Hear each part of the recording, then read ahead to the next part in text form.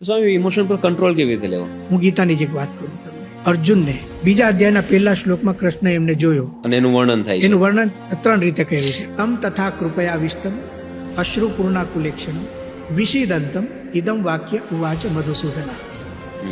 એકદમ કરુણાથી ઘેરાઈ ગયો છે, ઇમોશનલ છે.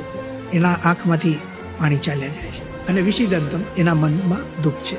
પહેલી જ વાત ભગવાન શ્રી કૃષ્ણ એમ કરે છે, ક્લૈબ્યમ માસ્મ પાર્થ, તું નબળાઈને પ્રાપ્ત નહીં, નૈતત્વય ઉપપદ્યતે.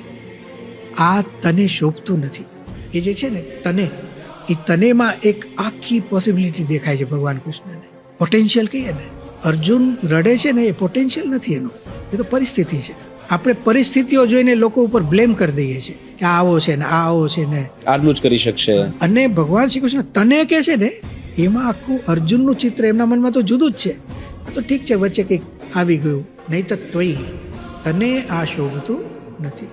પછી એમ કહે છે કે ત્યક્વા ક્ષુદ્ર હૃદય દૌર્બલ્ય. આ તારા હૃદયની છે ને એક ક્ષુદ્ર દુર્બળતા છે. દુર્બળતામાં એક ક્ષુદ્ર મૂક્યું, બરાબર, નાનકડી. ત્યક્વા એને છોડ, ઉત્તિષ્ઠ પરંત, ઊભો થઈ જાય. આ એક શ્લોક વિચારવા જેવો એટલે છે, જે રડે છે એને કહે છે, જે રડે છે એને હિંમત આપે છે.